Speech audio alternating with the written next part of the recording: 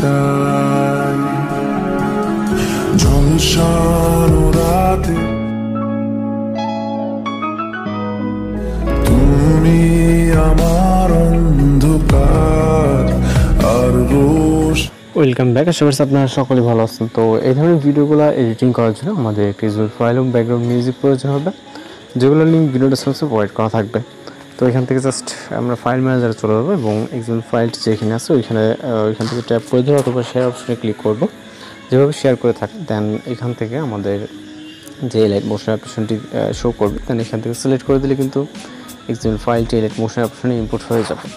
তো ইম্পোর্ট হয়ে যাওয়ার পর আমরা ফোন থেকে এডিট মোশন অপশনটিকে ওপেন করবো এবং এখান থেকে আমরা প্রজেক্ট অপশনে ক্লিক করব। এরপর যে প্রজেক্টটি ইম্পোর্ট করলাম এই প্রজেক্টের উপরটা ক্লিক করবো।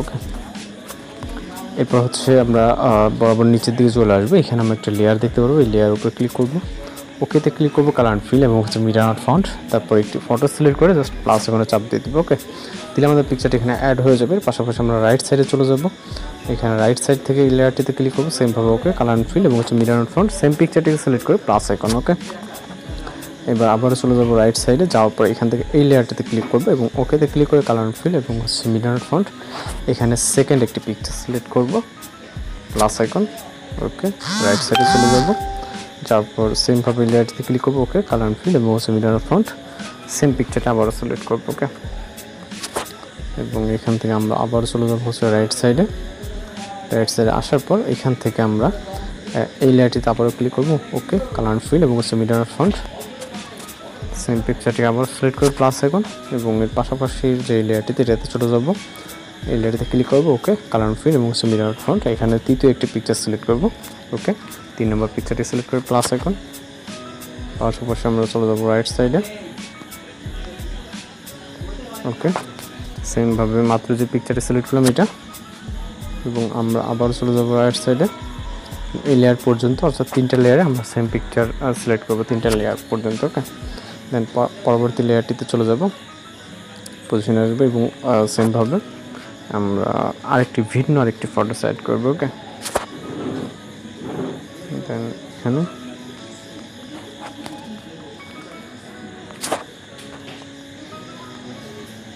ওকে এইভাবে আমরা জাস্ট পিকচারগুলো অ্যাড করে নেব।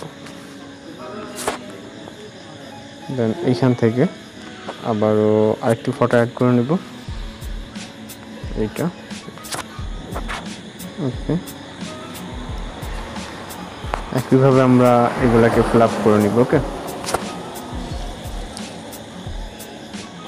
তো এই পিকচারটা আমরা এন্ডিং পর্যন্ত চাইলে নিয়ে যেতে পারি, অথবা আমরা চাইলে এই দুইটা আমরা ভিন্ন আরেকটি ফটো চাইলে অ্যাড করতে পারি। ওকে তো এখান থেকে আমরা এই ফটোটিকে সেম ইন পর্যন্ত চলে আসছি আমরা, এবং জাস্ট সর্বশেষ কাজ হচ্ছে আমাদের মিউজিক অ্যাড করা, ব্যাকগ্রাউন্ড মিউজিক অ্যাড করার জন্য আমরা চলে যাবো স্টার্টিং পয়েন্টে এবং এখান থেকে আমরা প্লাস আইকন ভিডিও আকারে মিউজিকটা থাকবে, জাস্ট এটাতে ক্লিক করবো।